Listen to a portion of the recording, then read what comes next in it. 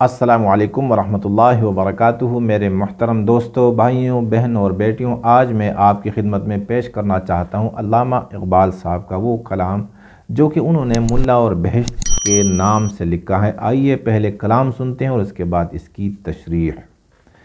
علامہ صاحب لکھتے ہیں، میں بھی حاضر تھا وہاں ضبط سخن کر نہ سکا، حق سے جب حضرت ملا کو ملا حکم بہشت۔ عرض کی میں نے الہی میری تقصیر معاف، خوش نہ آئیں گے اسے حور و شراب و لب کشت۔ نہیں فردوس مقام جدل و قال و اقوال، بحث و تکرار اس اللہ کے بندے کی سرشت۔ ہے بد اموزی اقوام و ملل کام اس کا، اور جنت میں نہ مسجد نہ کلیسا نہ کنشت۔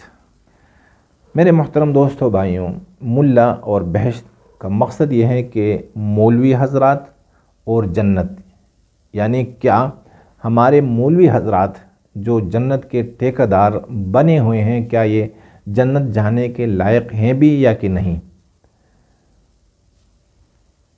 تو یہ بات، یعنی اس کا اندازہ ہم علامہ اقبال صاحب کے کلام سے لگا سکتے ہیں، کیونکہ ہم تو عوام ہیں اور عوام کی نظروں میں جنت کے ٹھیکہ دار صرف مولوی حضرات ہیں، یعنی جنت میں جو جائیں گے وہ مولوی ہیں، اور اللہ والوں کی نگاہ میں مولویوں کا کیا مقام ہے، وہ ملا کو کس نظر سے دیکھتے ہیں، تو اس کا اندازہ ہمیں اس کلام سے ہوگا۔ علامہ صاحب نے لکھا ہے کہ میں بھی حاضر تھا وہاں ضبط سخن کر نہ سکا، کہ میں بھی وہاں موجود تھا، بیٹھا ہوا تھا، اور اتنا غصہ آ گیا کہ میرا بدن جو ہے گرم ہو گیا، اور غصے کی وجہ سے یعنی میرا صبر تمام ہو گیا اور میرا غصہ قابو سے باہر ہو گیا۔ حق سے جب حضرت ملا کو ملا حکم بہشت، جب اللہ کی طرف سے مولوی صاحب کو جنت جانے کا حکم ملا، یعنی جب اللہ نے فیصلہ کیا کہ مولوی تو جا جنت میں، تو یہ بات سن کر مجھے اتنا غصہ آیا کہ میں خاموش نہیں رہ سکا، اور میں نے اللہ کے سامنے عرض کی۔ کیا عرض کی؟ عرض کی میں نے الہی میری تقصیر معاف، خوش نہ آئیں گے اسے حور و شراب و لب کشت۔ میں نے عرض کی کہ اے میرے مولا، میری گستاخی اور میری تقصیر، میری غلطی معاف کیجیے گا۔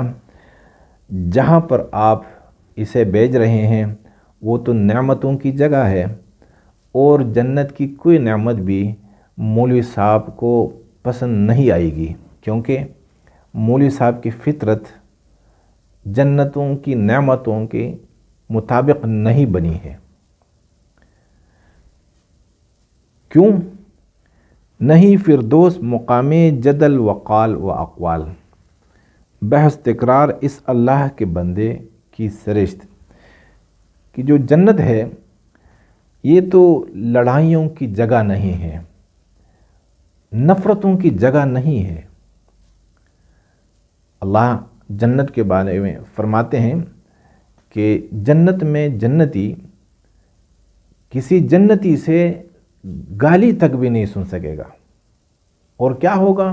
چاروں طرف الا قیلا سلاما سلاما، بس سلام سلام سلام، کہ اے میرے بھائی، آپ کی جان، آپ کا مال اور آپ کی عزت یہ مجھ سے محفوظ ہے، محفوظ ہے، محفوظ ہے۔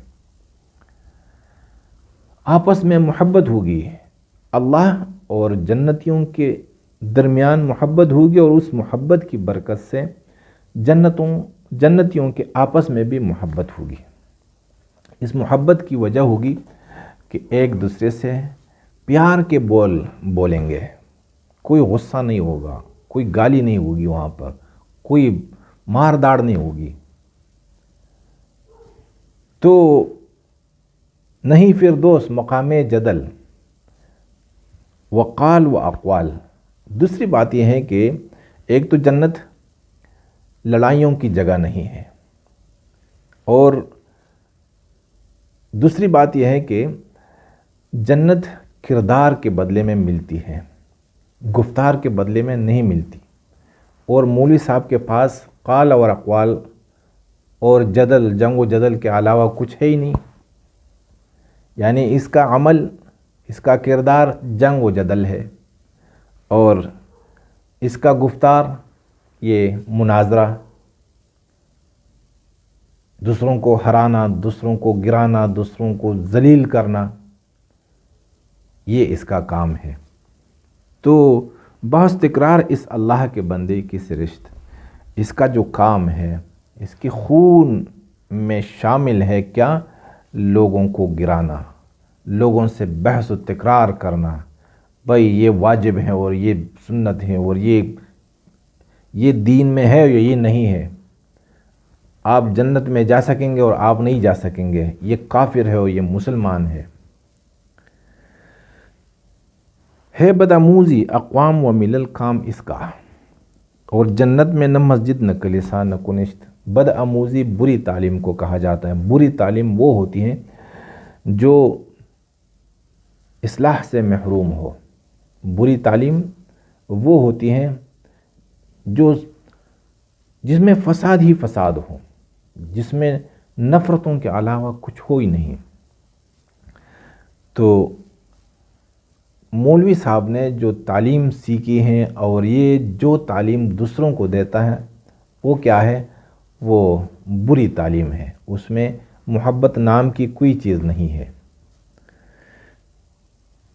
تو یہ قوموں کو اور ملتوں کو کیا، اگر یہ استاد ہیں، کیونکہ ہمارے استاد یہی لوگ ہیں، ہم ان کو مذہبی پیشوا کہتے ہیں، اور جب مذہب ہم سیکھتے ہیں تو ان کے پاس جاتے ہیں، اور یہ مذہب کی آڑ میں ہمیں کیا سکھاتے ہیں؟ دوسروں سے نفرتیں، دوسروں سے لڑنا، دوسروں کو ذلیل کرنا۔ اگر ہم امت کے اندر دیکھیں نا تو امت مجموعی طور پر دو بڑی جماعتوں میں تقسیم ہو گئی ہیں۔ ایک کو اہل سنت والجماعت کہا جاتا ہے اور دوسری جماعت کو اہل تشیع کہا جاتا ہے۔ آپ دیکھ لیجئے اہل تشیع، ان کے ممبروں سے، ان کے مدارس سے کتنی نفرتیں پھیلتی ہیں، کس کے متعلق؟ اہل سنت والجماعت کے متعلق۔ اور اہل سنت والجماعت کے مدارس اور ان کی مسجدوں سے، ان کے ممبروں سے کون سی چیز پھیل رہی ہے؟ وہ اہل تشیع کے بارے میں نفرت اور غصہ۔ پھر اہل سنت والجماعت ہیں، یہ دو حصوں میں بٹ گئی ہیں۔ ایک حصہ ان کو مقلدین کہتے ہیں اور دوسرے حصے کو غیر مقلدین۔ غیر مقلدین مقلدین کے متعلق کیا رائے رکھتے ہیں، اور مقلدین غیر مقلدین کے بارے میں کیا رائے رکھتے ہیں، یہ آپ کے سامنے ہے۔ ہر جماعت دوسری جماعت کو کافر قرار دیتی ہے۔ ہر جماعت کے نزدیک دوسرا واجب القتل ہے۔ اہل سنت والجماعت کے نزدیک اہل تشیع واجب القتل ہیں، اور اہل تشیع کی نظر میں اہل سنت والجماعت واجب القتل ہے۔ مقلدین کی نگاہ میں غیر مقلدین واجب القتل ہیں، اور غیر مقلدین کی نظر میں مقلدین واجب القتل ہیں اور کافر ہیں۔ تو مذہب کی آڑ میں یہ کیا سکھاتے ہیں؟ قوموں اور ملتوں کو ذلیل کرنا، قوموں اور ملتوں سے نفرتیں رکھنا، یہ ان کا کام ہے۔ تو عمل اس کا کیا ہے بدآموزی اقوام و ملل کام، اس کام کہتے ہیں عمل کو۔ تو اس کا عمل جو ہے وہ قوموں اور ملتوں سے نفرت کرنا۔ اور جنت میں نہ مسجد نہ کلیسا نہ کنشت، جنت میں مسجد بھی نہیں ہے، کیونکہ اس کا کام کیا ہے کہ اگر یہ ہم باہر جائیں نا، یعنی انسانوں میں آئے نا، تو پھر مسلمان غیر مسلم کو کیا کیا نہیں کہتے ہیں؟ واجب القتل ہیں، یہ ہیں وہ ہیں، اور غیر مسلم مسلمانوں کے بارے میں کیا کیا نہیں کہتے ہیں، وہ آپ کے سامنے ہے۔ تو یہ جو جنگ لڑی جا رہی ہے، یہ جو نفرتیں پھیلائی جا رہی ہیں، یہ مورچے کیا ہیں؟ مورچے مسجد ہیں، کلیسا ہیں اور بت خانے ہیں۔ تو میرے بھائی، مسجدوں میں ممبر ہوا کرتے ہیں، ممبر سے یہ ہمیں کیا تعلیم دے رہے ہیں، یہ ہمیں کیا پیغام دیتے ہیں؟ صرف گفتار ہیں، اور گفتار زہر آلودہ گفتار، نفرتوں سے بھرا ہوا کلام ان کا۔ تو وہاں مسجد میں، یعنی اس کا عمل، اس کا کام، وہ ممبر پر بیٹھ کر مسجد میں کلیسا کے خلاف، بت خانوں کے خلاف بولنا، اور وہاں پر جنت میں یہ چیزیں ہیں نہیں، لہٰذا یا اللہ اس کو جنت میں نہ بھیج دیجیے گا۔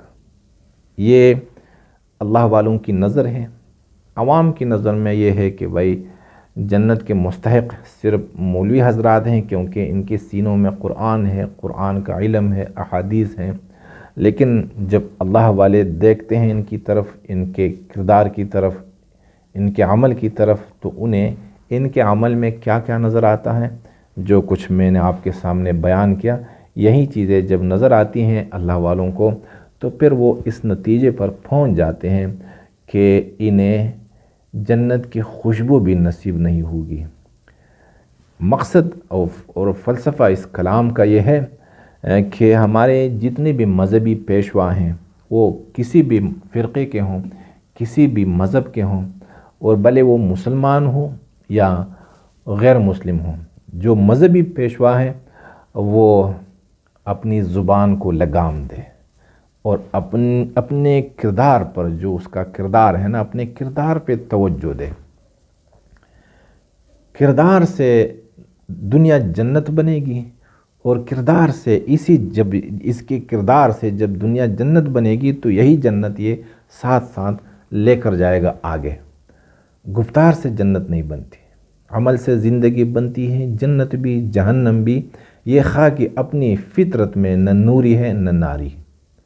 میرے بھائیوں، جنت گفتار سے نہیں ملتی، جنت کردار سے ملے گی۔ اور کردار اگر یہ ہو جس طرح مولوی کا کردار ہے، جس طرح ایک راہب اور پادری کا کردار ہے، جس طرح کی پنڈت کا کردار ہے، جس طرح ایک ربی کا کردار ہے، اگر اس طرح کا کردار ہو، تو میں سارے مذاہب اور سارے دھرموں کے عوام سے یہ اقبال صاحب کے کلام کے توسط سے پیغام دینا چاہتا ہوں کہ ان میں سے کوئی بھی جنت میں نہیں جا سکے گا۔ جنت میں وہی بندہ جائے گا جو اللہ سے محبت کرتا ہو، اور اس محبت کے نتیجے میں اللہ کی مخلوق سے محبت کرے۔ تو آئیے میرے بھائیوں، کوئی بھی ہوں ہم اپنے کردار کو سنواریں، گفتار کو رہنے دیں، اور جب کردار بنے گا تو جنت جا سکیں گے۔ اگر آپ کو میری یہ باتیں پسند آئی ہوں تو اللہ کے لیے میری باتوں کو آگے پہنچا دیجیے گا۔ ساتھ ساتھ میں جو چینل ہے اس کو بھی سبسکرائب کیجیے گا، کیونکہ دعوت حق کا کام ہے، اس میں آپ کا بھی حصہ ہو تو بہتر رہے گا۔ جزاکم اللہ۔